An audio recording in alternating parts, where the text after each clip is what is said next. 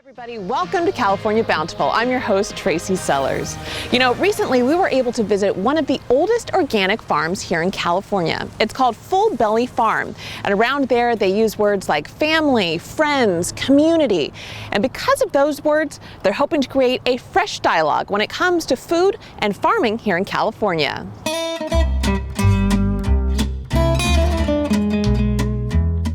Despite its 60 full-time workers, its dozens of farmers markets, its hundreds of CSA customers, and its ever-growing list of wholesale and retail accounts, at the heart and soul of Full Belly Farm is just a small family farm. Well, actually, it's a family's farm with 4 owners and their families living on the farm and tending to more than 400 acres of farmland. Started in 1985 by Paul and his wife Drew and his friends Judith and Andrew, the foursome bonded over a yearning to grow a variety of organic produce for their local community. Nestled in the picturesque Capay Valley of Yolo County is where the group planted roots at their aptly named Full Belly Farm, because if your belly wasn't full going in, it will be leaving. But surprisingly, that wasn't the reason the farm was named Full Belly. Well, Full Belly was our first child my wife was pregnant with, and a farmer looked at her and says, well, you ought to call your farm Fat Belly. And we said, no, Full Belly would be better, and that's kind of stuck. And when my mother heard we were going to call it Full Belly, she says, oh my God, what will people think? But it's a good name because I think people remember it. The name stuck, and so did the desire to do things a little differently around here. Starting with the patchwork quilt model they call the design of their farm. They have more than 50 different fields, anywhere in size from 3 to 30 acres, and everything from apples to zucchini is grown here, with each owner free to pursue individual interests within the farm. How I often use the analogy of the Olympic rings, and how you have, and those are 5 rings, but you have those rings that are interlocking with each other. And we each have our domain, but a certain percentage of that ring is interlocked with the other. And so that's also, we stick our nose in each one of those rings. Everyone has their niche, and we're able to really then be passionate about what we do. So we kind of have given each other that freedom, which in some ways, some people might think it's, oh, too many people, but really it's been very freeing up of our time to be able to pursue things that we love.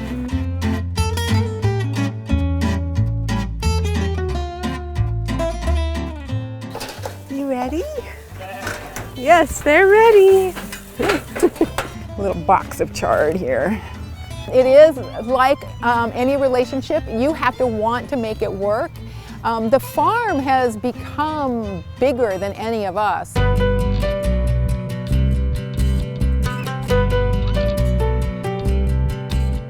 And the equal balance of power at the farm is symbolic of the other balancing acts they do as well, like balancing economic stability with environmental stewardship. While creating a successful business model is important, the 4 owners also believe strongly in taking care of the land that has given them so much. They've carefully managed Cache Creek that flows through their farm, and they've planted gardens at the farm to attract native insects that act as pollinators for many of their crops.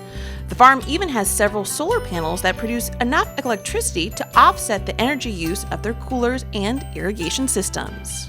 This farm kind of evolved to be a very community-centered farm, and a farm that thinks a lot about what kind of impacts we're going to be having on the environment. Rather than just growing a crop, I think we can grow a crop at the same time grow beneficial insects and pollinators, and we can grow our soil at the same time and build healthier soil as we're growing our crops.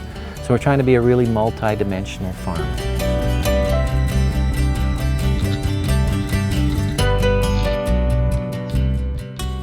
Through the years, the farm has grown to produce an amazing diversity of vegetables, herbs, nuts, flowers, and fruits year-round.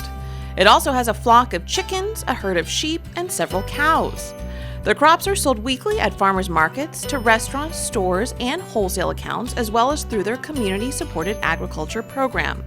The program, which started in 1992, now serves around 1,200 families per week in the Northern California community. And connecting with their community is something they get to do every year as they host the Hose Down Harvest Festival, a celebration that coincides with the typical end of harvest season, where folks put down their harvest equipment and have a little fun.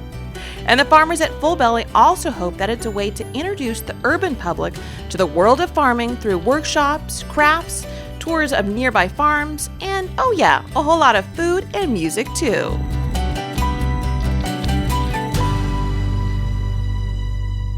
I'm going to say welcome to the farm. Thank you all for coming. It's really a great day because we have so many wonderful people who are heartful.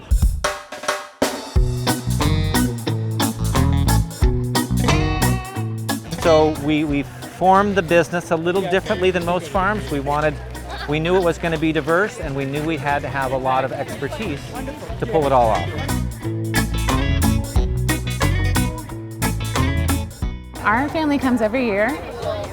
It's one of our favorite days of the year to just come and relax and have just kind of endless different kinds of totally wholesome fun. I think rural America has actually forgotten that it needs to celebrate what it does and what it works so hard to do, and they do such a great job at feeding people. I love the opportunity to be outdoors. I love the feeling that I'm nurturing growing plants. Every day is full of surprises.